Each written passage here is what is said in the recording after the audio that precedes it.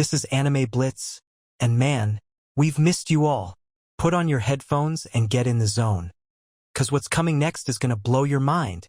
It all starts with our guy. They soon arrive in Kyoto, where Nato leads them to an area near a famous temple, revealing that the Oni agency's base is hidden beneath it. He guides them into a seemingly ordinary restaurant, where a peculiar old woman greets them. She then reveals a hidden staircase in the living room that leads them to their destination.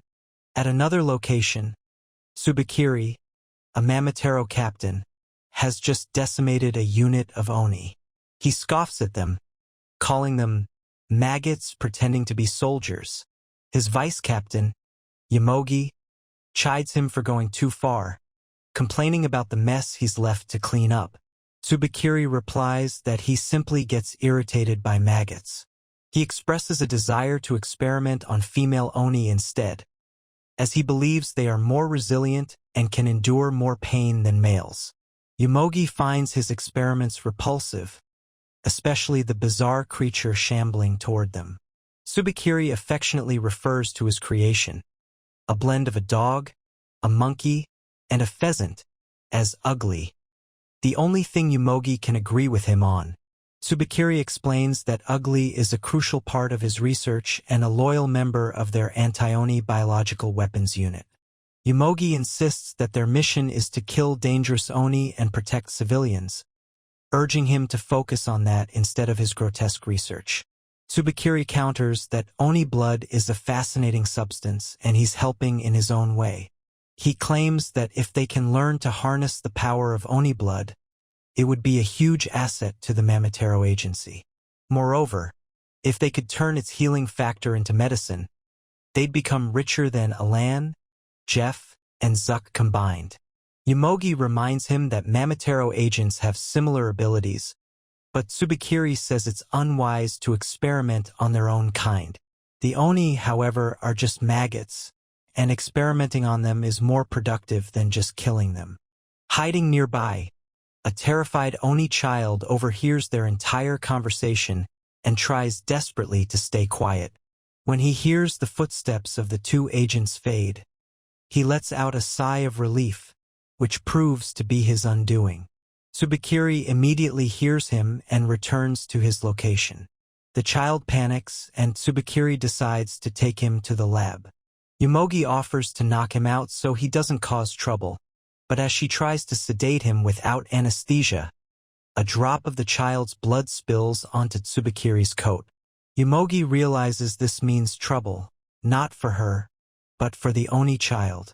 Tsubakiri starts kicking the boy, declaring that while he is fascinated by Oni blood, it's a filthy substance he won't tolerate on his uniform. He then asks the child if his parents were part of the group he just killed. Getting no response, he lifts up the Oni corpses nearby and asks again. The child is too terrified to speak, so Tsubakiri resolves to crush him with the bodies. Yamogi is horrified, noting that of all the Mamatero abilities she's seen, Tsubakiri's is the most diabolical. The black mist they can use to create weapons is actually a special bacteria in their blood, and Tsubakiri can use it to control corpses, an ability she still can't get used to.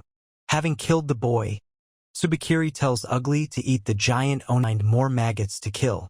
Meanwhile, Shin and the other students walk through a wide tunnel. Nato explains that some local shops have access to this tunnel, which leads to their base. They reach a gate that opens into a space beneath the Uruta Temple, designed to look like a traditional Japanese house. The students are astonished as Nato tells them this is the headquarters of the Oni Agency's Kyoto division. A doctor, complaining about his workload, emerges from a room. His attitude brightens instantly when he sees Nato.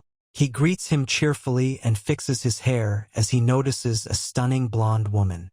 She immediately rejects his advances, but he doesn't let it faze him, as he's used to rejection. Shin asks who the clown is, and Nato introduces him as Kyoa, the commander of the Kyoto support unit. Kyoa mentions he and Nato were classmates, but Nato has no time for his celebrity chatter. He heads straight for the front lines, and Shin and the other students ask to join him, wanting to avoid working with the strange Kyoa.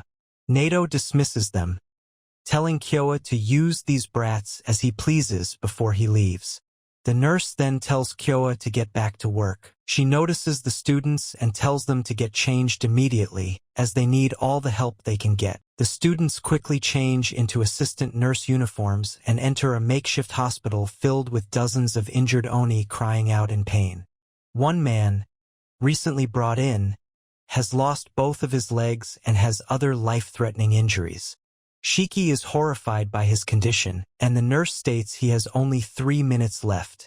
Kyoa simply smiles and says they won't let him die. Shiki, angered by what he sees as a careless and fake promise, snaps at him. Kyoa appreciates his honesty but says he's a big deal here and will show them how real support work is done. In another location, Tsubakiri and Yomogi have just finished off the captain and vice-captain of another Oni group. The surviving Oni are terrified, and Tsubakiri is disappointed to be dealing with another group of nobodies when he was hoping for a strong opponent. His wish is immediately granted as Nato arrives, quickly activating his abilities. Tsubakiri is pleased, but Nato doesn't give him a chance to enjoy it, immediately unleashing a deadly attack. The Oni are overjoyed to see Nato come to their rescue, but Tsubakiri emerges unharmed, having used the dead captain and vice-captain as human shields.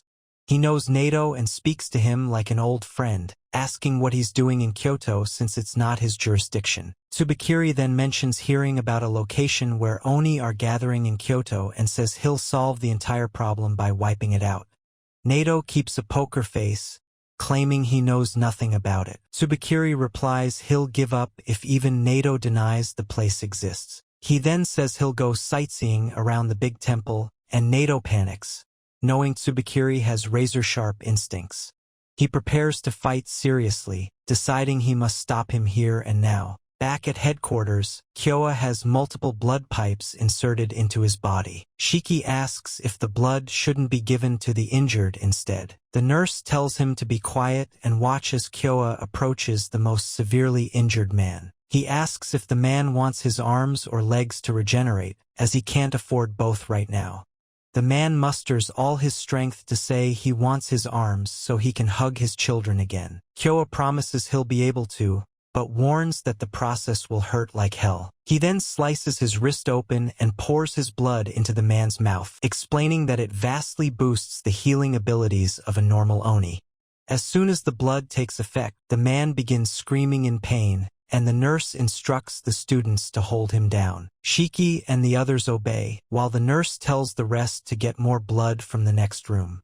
Soon after, something begins to poke through the man's bandages. Shiki is horrified to see something resembling human fingers. The other students return, and the injured man's arms and severe burn wounds completely regenerate. Shiki immediately asks Kyoa if they can regenerate his legs too. Kyoa affirms that they can, but explains that it must be done over time with small doses of blood, as the man has already consumed too much and could develop. He's now retired from the combat unit, but can join the support unit to help others. Kyoa then addresses the students, telling them they could one day be in the same position. He acknowledges the desire for glory and aura farming on the front lines, but reminds them that combatants can only fight bravely because the support unit has their back.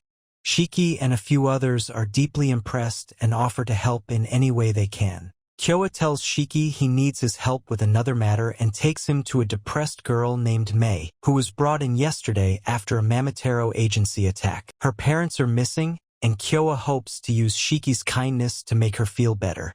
Shiki takes on the task and talks to the girl, who slowly opens up to him. He asks about school and she says she never went. As Shiki wonders if she's a troublemaker like him, the support unit brings in some dead bodies from the battlefield, and Mei's parents are among them. She screams hysterically when she sees them, and Kyoa says he can't get used to such painful scenes, even after all this time. However, a deeper, more sinister plan is at play. Tsubakiri has told Nato that he laced some Oni corpses with his bacteria, knowing the support unit would take them to the base for a proper funeral. This allows him to control the corpses from a distance and destroy the base. Nato is shocked by this revelation. Tsubakiri decides to test his plan, awakening the corpse of Mei's dad, while Shiki and Kyoa are distracted. Mei is overjoyed, thinking he's alive. But he immediately starts strangling her under Tsubakiri's command. Shiki and Kyoa are quick to notice. Kyoa realizes this is Tsubakiri's ability and tells Shiki to cover Mei's eyes. Shiki obeys, and Kyoa immobilizes the man by piercing his brain with 2 sharp knives. Mei begins crying once Shiki uncovers her eyes and she sees what happened to her dad. Kyoa then realizes there might be more puppet zombies like this one here, but that's where the video ends. Remember to like and subscribe. Thanks for watching, and I'll see you next time.